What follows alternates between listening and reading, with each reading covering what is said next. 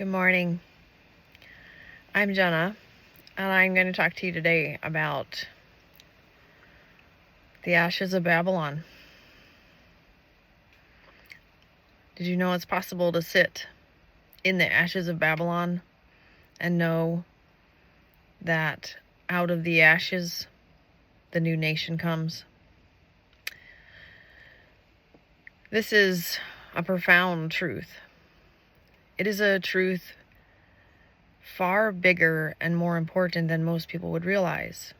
Reason being, you can literally be sitting in the broken vehicle before the new one shows up. You can be standing in the devastation of illness or trauma right before healing happens. You can be in the proverbial ashes of Babylon with no smoke anymore, right before the dawn of the new era, when out of those ashes rises something new. And there is a moment in time when you get to that place. And the temptation is to look at the ashes and think that's all there is. When in reality, the things that were, they must be gone to make the new thing. Like a bulldozer through the graveyard of your life, knocking down all the tombstones. Because if you kept all those monuments to the past and all those dry bones, you would never get the new thing.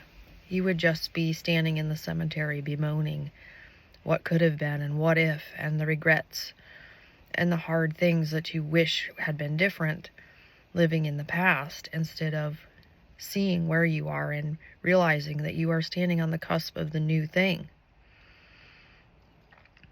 So today I think that's a very important message, and I am sitting here. I'm dressed up a little bit more than I normally would be today because I understand something new today, and that is that I am in that place. I am sitting in the ashes of what was. And when I say sitting in the ashes of what was, I mean literally. I'm literally sitting beside the hopes and the dreams and the wishes and the plans that my husband and I had. I'm right now sitting in the ashes. And just like Job was sitting in the ashes before things changed, that's where I am sitting right now. I'm sitting in the moment between the disintegration of what was and the amalgamation and the transformation of what was into what is and what is going to continue. And this is, I feel like, a place for me to sit and say, I know where I am. I am in the ashes. I am in the ashes. But it's going to be better and it's going to change, because this is how my God works. He takes apart the things that I had planned, and I have a choice to sit in those ashes and bemoan the fact that the proverbial house has burned to the ground and I have nothing, or I have a chance to say, you know what, I have house insurance, and this is actually going to be amazing because now I will have the new house. No, my house has not burned down. No, I don't need to think about it, as that is literally what has happened. But that is a word picture. The house has burned down. And therefore the way for the new thing is here. And so I'm going to do something a little bit odd. You see, I'm going to back up. I'm going to back up from here. And I'm going to show you backwards. Okay? I'm not exactly sure how to do this other than to say, like, okay, you see somebody on camera, right? And they have their makeup on and they're all pretty. They probably have their fake smile that they paid the dentist for, whitening their teeth. They have their pretty fingernails because they have money to have a manicurist. Most people you see on any sort of social media have what appears to be things all together, right? Well, that's the impression you might get from me sitting here like this, that I have it all together. Well, guess what? I don't. And this isn't my real hair. And the mic that I'm using was a gift. And the car that I am sitting in is broken. It has no front tires. It's sitting on blocks. My house needs repairs. I need a new roof. These teeth are done. I need new teeth. I am sitting in front of a swimming pool that needs repairs. I could go on and on and on to the list of the ashes, right? I could tell you about failed business attempts. I could tell you about friendships and family members that have walked away. I could look at the ashes and I could say that's all there is. But that would be me pretending to be something that I'm not. And this is a wig. For a long time I thought I would really like to have full, beautiful hair. And so we got wigs. I love wigs. There's nothing wrong with wigs, is there? No. But there is something wrong with feeling like you can't be yourself, or that there's something wrong with white hair, or that I'm somehow ugly. That's not right. That's not true. So this is me. This is the real me. The wig isn't my real hair. This is my real hair. And yeah, I've got white hair. I'm 50 years old here in a little bit. It's been a long life. My teeth aren't perfect. Why? Because I've had a hard life. That's the ashes. Those things are all ashes. And I am currently sitting in this vehicle, and it's windy. Why is it windy? Because this window is broken. So don't believe what you see on videos, okay? People are very good at covering up who and what they are. They're very good at putting forward an image of what they want you to think of them. And I am not a liar, and I'm not a manipulator.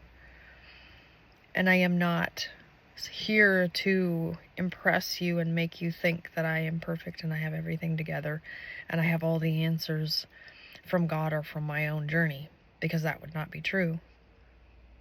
And I am not here to deceive you with cloak and dagger and mirrors and smoke. No, I'm going to be real. And so if you want to know the real me, stick around. If you're not interested in the real thing and you're looking for the Instagram girl that's going to be cutesy on camera, that's not me. There's plenty of those. Go find them. They would be happy for your attention. They would be happy for your attention. But I'm just a little old lady struggling with her mic, sitting in my broken car. And I'm going to have a cigarette.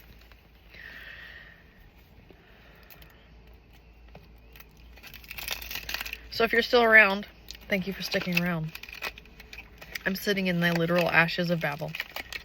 This vehicle is where my internal family systems therapy house of Jen DID system would sit and heal. And I said a few weeks ago I would not sit here. I changed my mind. I reserve the right to change my mind. You know why I'm sitting here? Because I'm going to honor the healing journey that I have had. I'm going to look at those ashes of Babylon, and I'm going to know what God is making from those ashes. And while I'm at it, I'm going to make some real ashes. So, if you don't like that, that's okay. I don't care. I'm not here to get judged. And if you judge me, that's on you. We've had a hard road. We've had a lot of ashes. We've had a lot of bonfires in our life and in our marriage. And some of them could have destroyed us, but they didn't. In fact, I like to think of them as the forge. The hard things that we have been through was just the billows at the forge. The hard things, no matter how hard, do end. They do change, they do transform, and they do change you.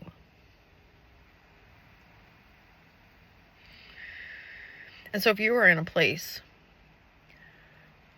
where you're looking around and it looks like your life is in shambles, you're sitting in a broken vehicle with an old coat and a cheap wig, trying to look like you have it all together, stop it. Stop being fake. You can't heal if you're not real. You can't heal if you aren't real. And I could apologize up and down. I could apologize for the wind in my hair and my broken window. They won't roll up, that I cover with plastic when it rains. I'm not going to. You know why? Because that's the ashes from which God is doing something. And who would I be to say, I'm going to apologize for what God is doing? Doesn't that mean that I don't really believe that He's in control or that He has a plan? No.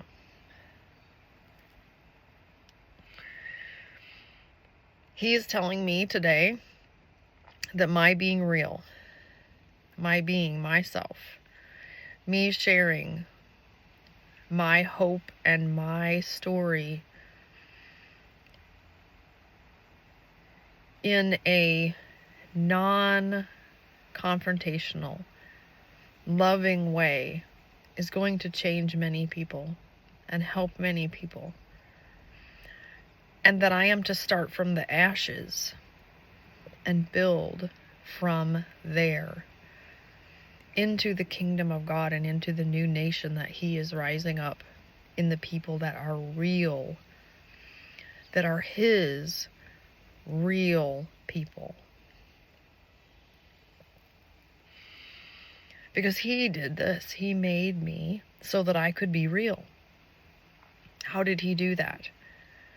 Well, He took a DID person with a lot of trauma, with a lot of memories of a lot of terrible things, beautiful memories too, but a lot of trauma, and walked me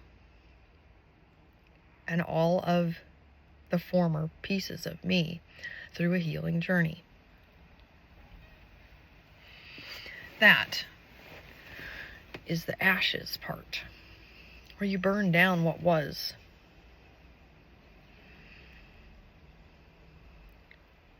You have to burn it down. That song that says, burn the ships. My main altar Jen would listen to, and she would weep because she knew on some level that that was the case, that the ships had to get burned. Now, do you know where that phrase comes from, burn the ships? That was all in. The soldiers have come to the beach, and they burn the ships so there's no retreating.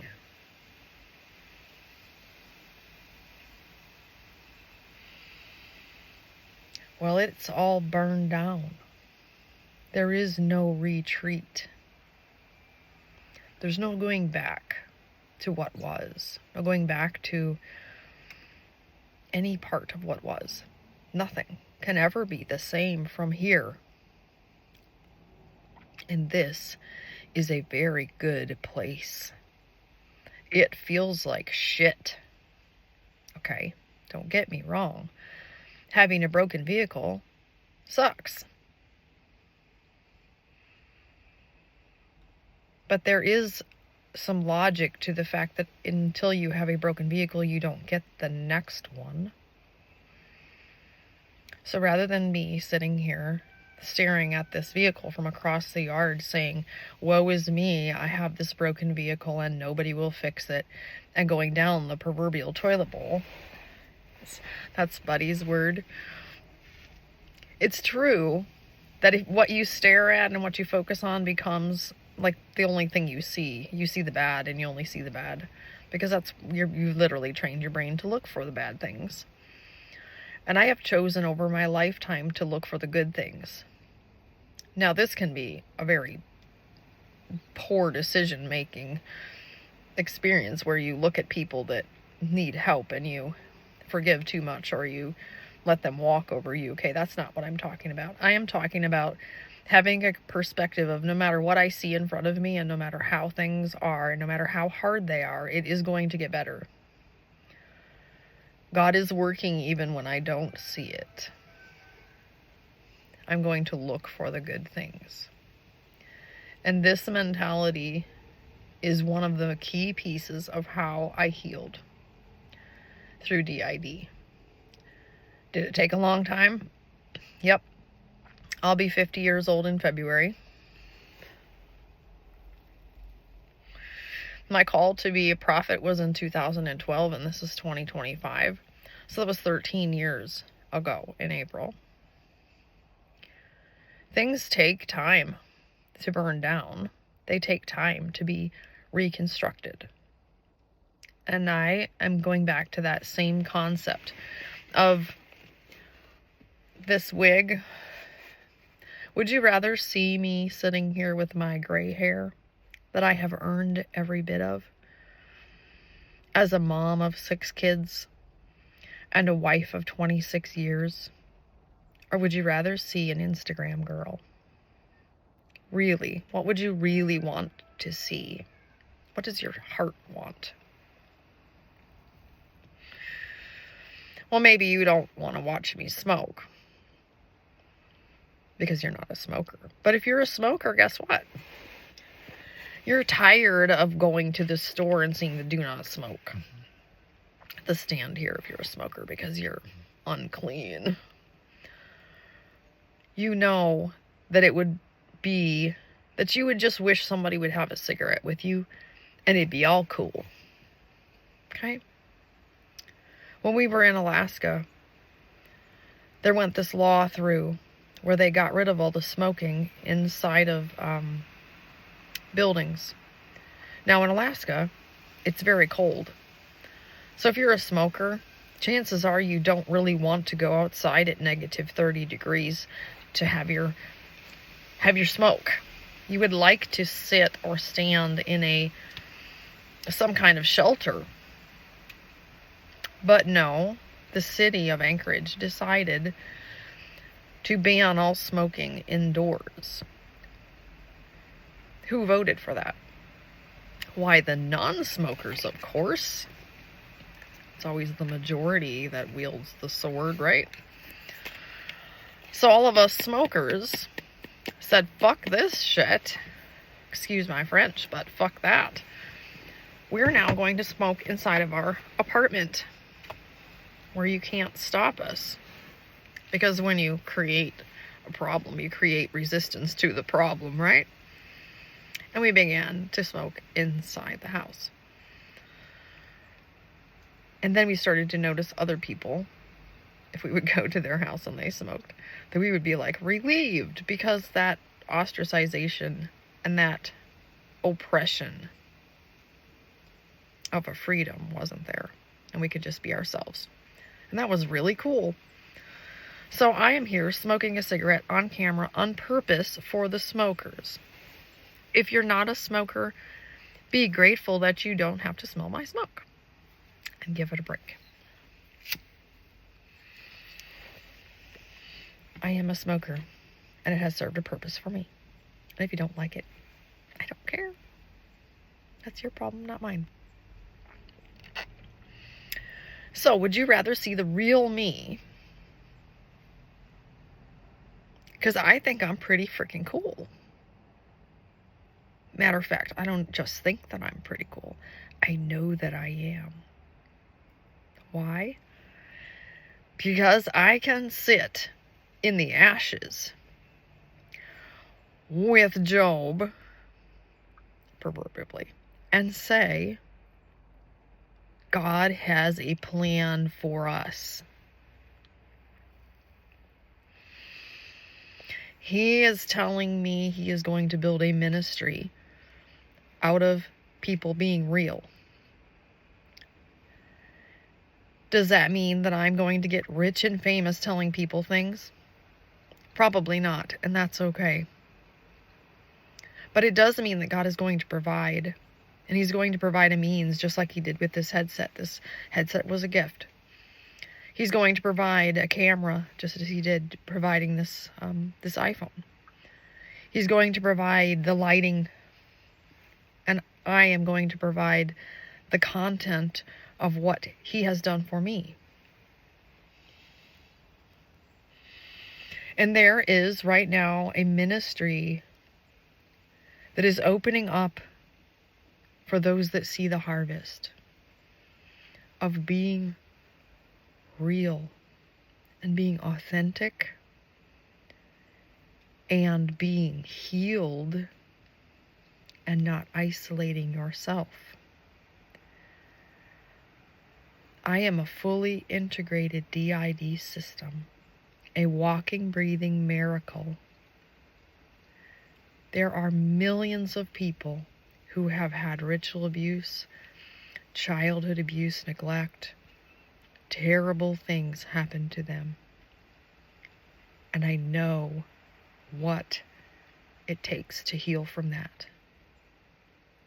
And my story of redemption and grace and mercy and healing is very powerful stuff. And it wasn't just God that did it. I agreed and I walked it out. I carried the backpacks. I slogged through the miles. I sat with God.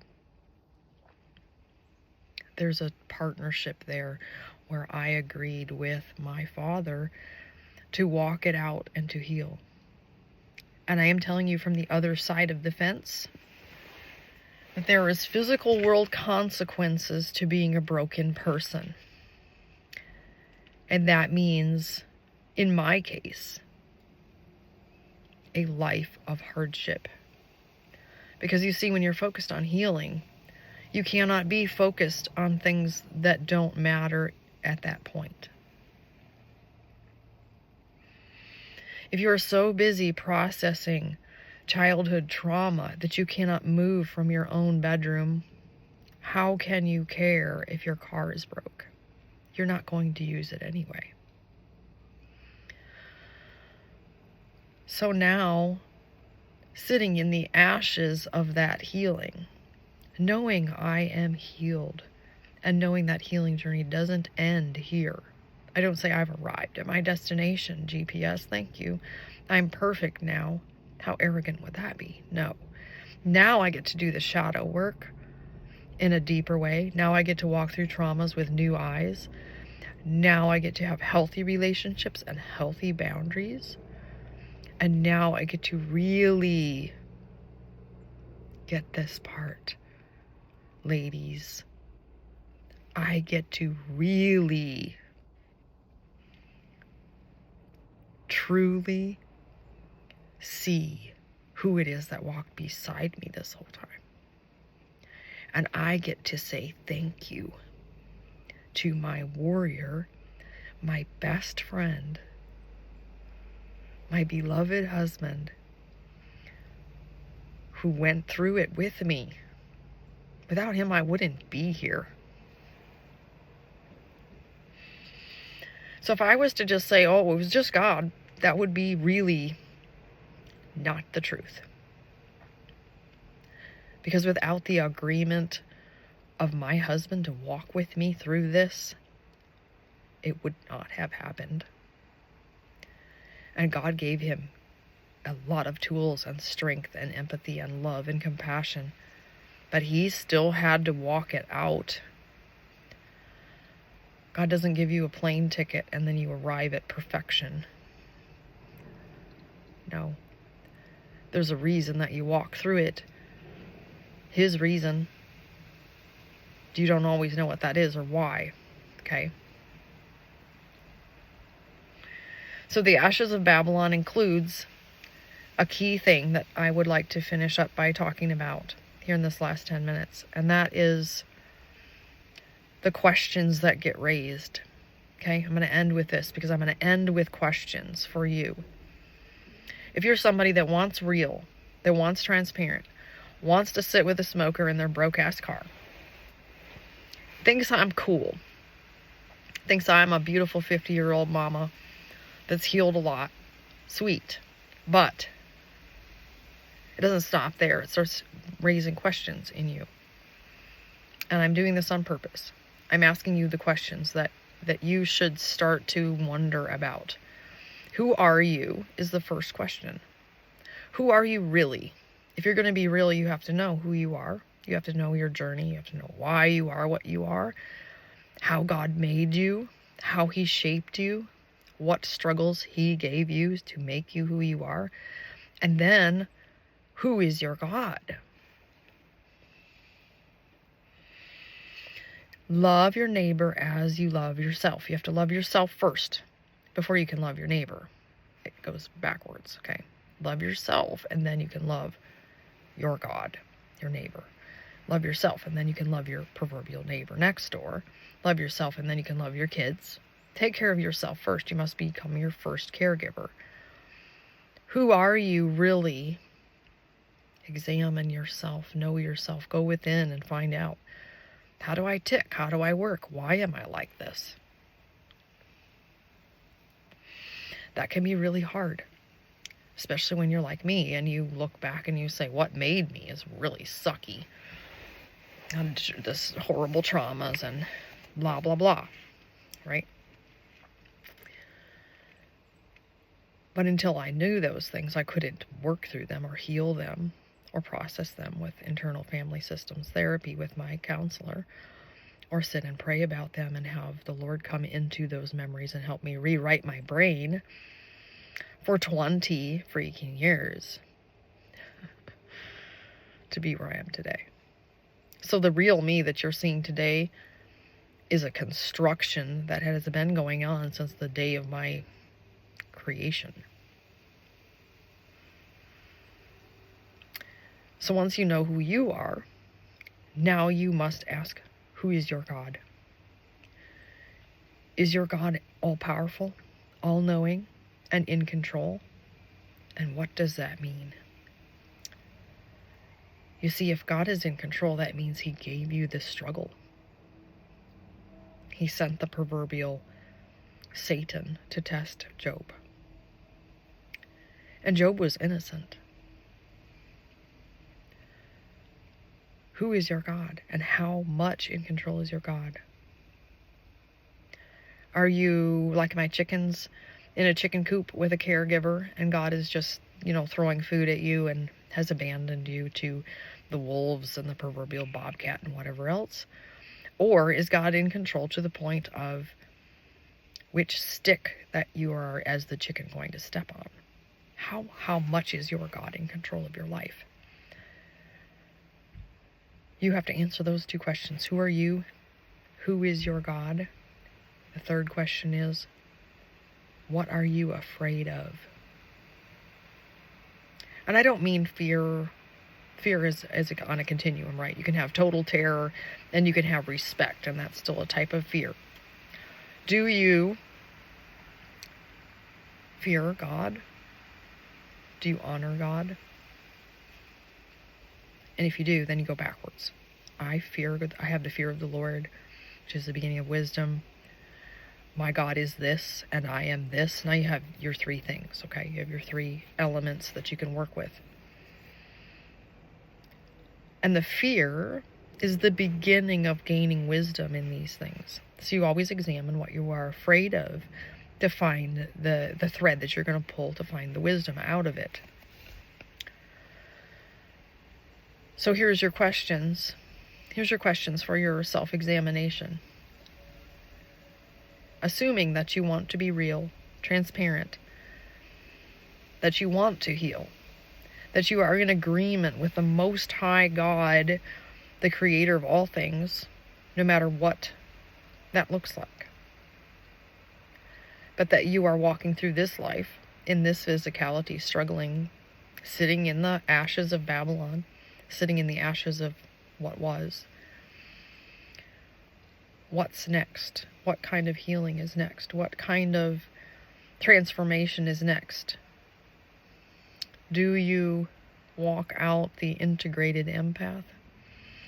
Do you walk out where God is taking you to greater wholeness that affects other people? I say yes to those things. I know who I am. I know who my God is. I know what my God is in control of. And I am an integrated DID person walking out the path of a integrated empathic person. A person who is transforming and knowing their own mind and learning how to communicate that with other people. So this is my ashes, my journey, and what's next. And there's my daughter. She was bringing me my lunch, sweet girl. So last question for you to think about.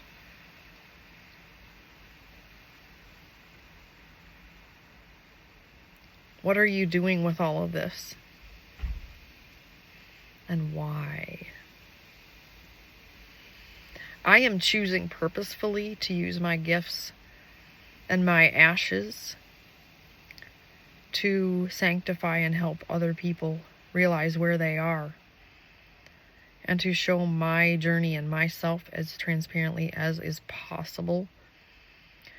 No, I'm not going to walk around my broken car and have a pity party. I am not going to put my Cash App in here and ask for money. I am not going to manipulate you into doing something from sympathy or from a religious obligation. That is not who and what I am. I am here to tell you that healing is possible, and it's messy, and it involves knowing yourself first. I'm here to share my journey, and I'm here to share it before it happens.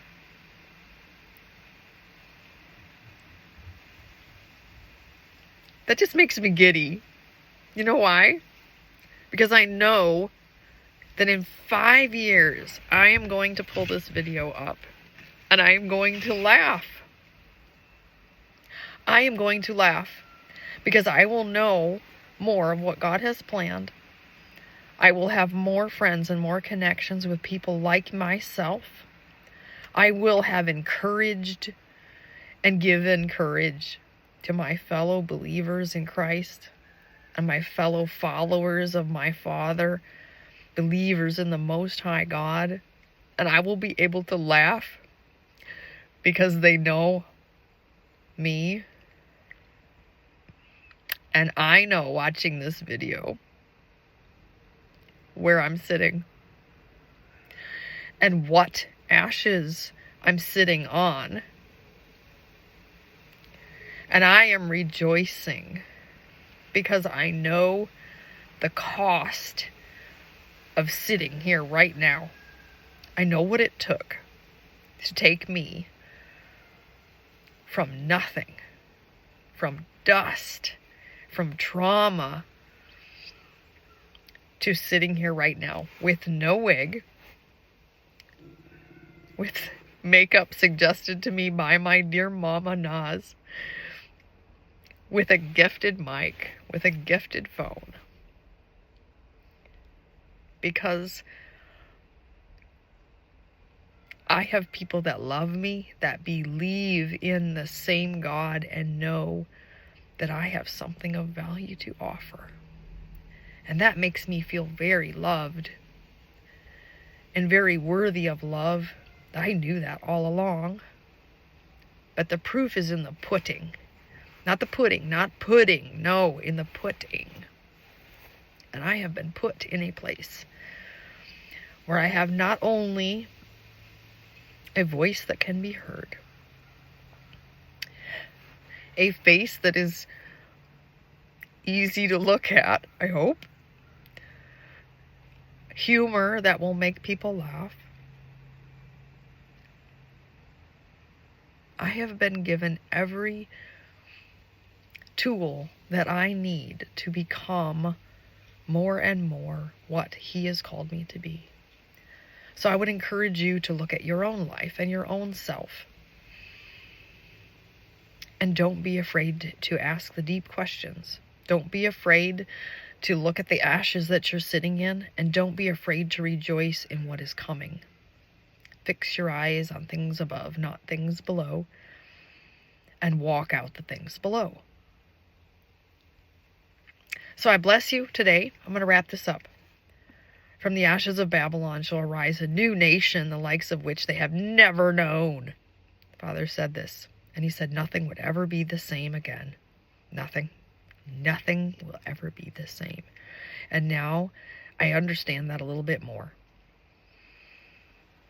Sitting in the ashes of Babylon, and the ashes are cold. The bulldozer's on the way. The construction crew is coming. The new things are ready to be put into place. And I am going to be here to watch what the hand of God alone can do.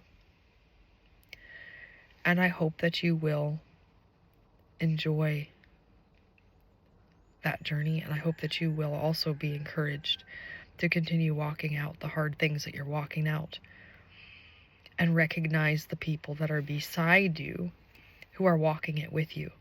Honor them. If you are married, see your spouse, give them the benefit of the doubt.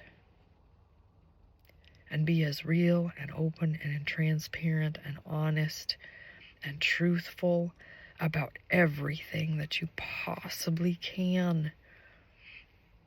No matter how wounded you are, truth does make you free. Give yourself grace and mercy and take care of yourself. Know yourself so that you will be free. And know your God. Who is it that you believe in? And it is okay to question everything.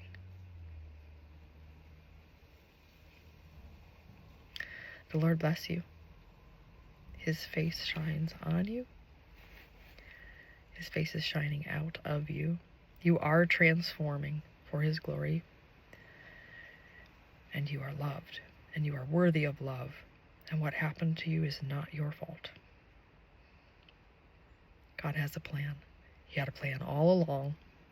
And He's going to show that to you and reveal it to you as He rebuilds the new in you too. My nose is running. Bless you. Thank you for listening all the way to the end. I am going to go about my day. So I send you greetings in the name of the Lord to my brothers and sisters around the world. May His peace be upon you. Go with God every day, every moment. And keep being real. Be the real. Be real to the real. Let's have a cup of coffee and say that as our salute to the real. Let's be real with one another about how difficult this world is. And yet, God redeems it all in His time. Bless you. Have a wonderful day. Bye-bye. Until next time. Roger, Roger. Over now.